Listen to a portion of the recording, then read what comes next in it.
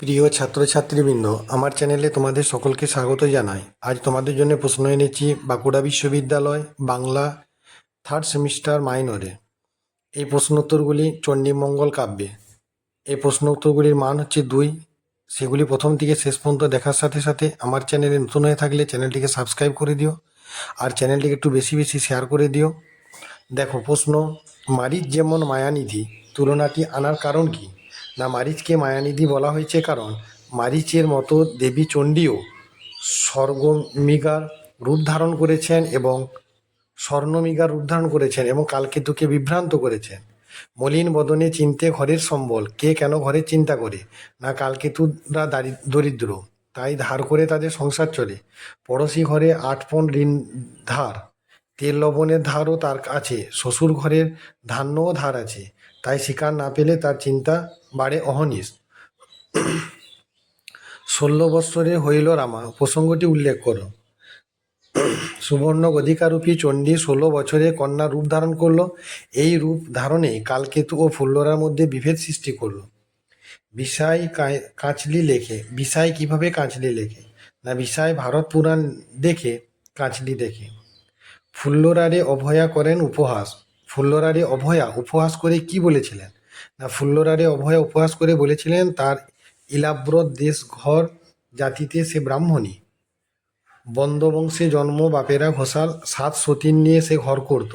এখন কালকেতু তাকে ধরে এনেছে বলে সে ফুল্লরা গৃহে বাস করবে। স্বামী বনিতার পতি, স্বামী বনিতার গতি, স্বামী বনিতার সে বিধাতা। প্রসঙ্গটি লেখো। না, প্রতিটি নারীর জীবনে স্বামী অমূল্য ধন, পত্নীর জীবনে পতির অনুপস্থিতি অন্ধকারের সামিল।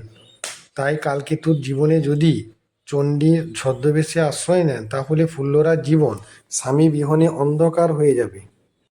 পরবর্তী প্রশ্ন, বারোমাস্য কি? মুকুন্দরামের চণ্ডীমঙ্গলে বিশিষ্টতা কোথায়? না, মঙ্গল কাব্যে নায়িকাদের 12 মাসে সুখ দুঃখের যে কাহিনী তাকেই বলা হয় বারোমাস্য। মুকুন্দরামের চণ্ডীমঙ্গলে ফুল্লরার 12 মাস্য অন্যান্য মঙ্গল কাব্যের 12 মাসের থেকে অনেক বেশি জীবন্ত, তাই এটি একটি অসাধারণ সৃষ্টি হিসেবে বিখ্যাত। শাশুড়ি ননদী নাহি, নাহি তোর সতা, বক্তাকে। প্রসঙ্গটি উল্লেখ করো। বক্তা এখানে কালকেতু। ফুল্লরা তার 12 মাসের কাহিনী চণ্ডীকে শুনিয়ে যখন বিতাড়িত করতে পারল না তখন সে কালকেতুর কাছে ছুটে গেল। ফুল্লরার মুখের অবস্থা দেখে কালকেতু এই মন্তব্য করে, ইতিহাসে শুনো মোর বাণী। ইতিহাসে কি বাণী, কে কাকে স্মরণ করিয়েছেন? না, বক্তা এখানে ফুল্লরা। সে কালকেতুর ঘরে ছদ্মবেশী চণ্ডীর মোহিনী রূপ দেখে ইতিহাস থেকে সুপর্ণখা তার জন্য রাম রাবণের যুদ্ধের কথা স্মরণ করায়। ইন্দ্রের গৌতমের বনিতা হরণ ও সে কলঙ্ক একথা স্মরণ করায় কালকেতুকে।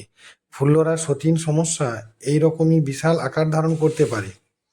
বড়র বহুরী তুমি বড়লোকের ঝি। বহুরী ও ঝি কথার অর্থ কি? বহুরী কথার অর্থ হলো স্ত্রী, আর ঝি কথার অর্থ হলো কন্যা।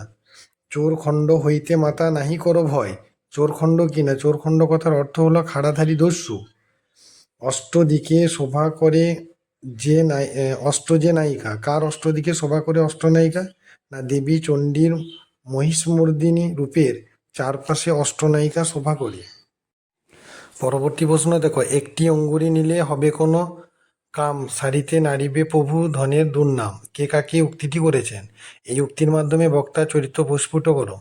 প্রশ্নকৃত উক্তিটি ফুল্লরা তার স্বামী কালকেতুকে করেছেন। ফুল্লরা দুঃখের জলে সাঁতার কেটে দিন যায়, কিন্তু চণ্ডী বর নিতে চাইলে তার লোভী গ্রাম্য রমণীর লালসা চতুর চেহারাটা নিমেষে যেন বেরিয়ে এলো নিস্তরঙ্গ বেদপল্লী সহজ সরল গৃহবধূর আবরণ ভেদ করে।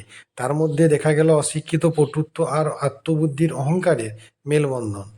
দেবীচণ্ডী কালকেতুকে কত ঘোড়া ধন দিয়েছিল? 7 ঘোড়া ধন দিয়েছিল। সোনা রূপা নহে বাপা এ বেঙ্গা পিতল, ঘষিয়া মাজিয়া বাপু করাচ্ছ উজ্জ্বল। বক্তাকে এই উক্তির আলোকে বক্তার চরিত্র লেখো। উক্তিটি মুরারি শিলের। বণিক মুরারি শিল কালকেতুর হাত থেকে সোনার আংটি নিয়ে পরীক্ষা করে মিথ্যে করে জানায় যে এটা পেতলের। আর্থসামাজিক মানবিকতা বোধকে সে নষ্ট করে তারই আপন কপটতাকে কাফন জড়িয়ে মুরারি শিল হয়ে উঠেছে তৎকালীন যুগে ধূর্ত বণিক সমাজের প্রতিনিধি। তবক বেলকটাঙ্গি, ভিন্দিপাল শোল সাঙ্গি, ভূষণ্ডী ডাবুস খরসান। প্রতিটি শব্দের অর্থ লেখো। তবক কথার অর্থ হলো কামান, বেলক কথার হলো বন্দুক, টাঙ্গি কথার অর্থ কুঠা, ভিন্দিপাল ক্ষেপণাস্ত্র, সেল হলো শুল, সাঙ্গি হলো বর্ষা, ভূষণ্ডী হলো ছোট কামান, আর ডাবুস হলো কুঠার জাতীয় অস্ত্র। আইসে তারা নানা দেশ হইতে কাদের কথা বলা হয়েছে এখানে? বেরুনিয়াগণ বা মজুরদের কথা বলা হয়েছে। কালকেতুর গৃহ নির্মাণে কারা অংশ নিয়েছিল? না, অংশ নিয়েছিল বিশ্বকর্মা ও হনুমান।